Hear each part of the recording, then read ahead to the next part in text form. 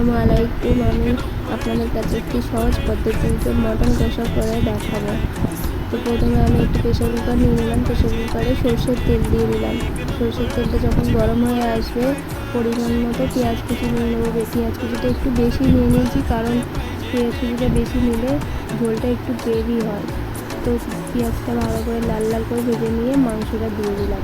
মাংসটা দিয়ে ভালো করে নাড়াচাড়া করে নেবো। নিয়ে এখানে লবণটা দিয়ে দেবো। তো প্রথমে আমি লবণটা দিয়ে দিচ্ছি, কারণ মাংস থেকে যাতে জলটা বেরিয়ে যায়। আর হ্যাঁ, আমি কিন্তু কোনো ফোড়ন দিইনি। তোমরা চাইলে তেজপাতা, গোটা গরম মশলা ফোড়ন অ্যাড করতে পারো। তো যখন মাংস থেকে তেলটা বেরিয়ে আসবে তখন আমি আদা রসুনের পেস্টটা দিয়ে দিলাম। আদা রসুনের পেস্টটা খুব পরিমাণ মতো দিয়ে ভালো করে কষিয়ে নেব। কষানোর পরে দেখি যখন আদা রসুনের গন্ধটা চলে গিয়েছে তখনই অল্প করে জল দিয়ে আবারও কষিয়ে নিচ্ছি। কষিয়ে ভালো করে কষিয়ে যখন দেখবো মাংস থেকে আবার তেল বেরোচ্ছে তখনই লঙ্কার গুঁড়ো 1 চামচ, হলুদ গুঁড়ো 2 চামচ দিয়ে ভালো করে কষিয়ে নেবো অল্প অল্প জল দিয়ে।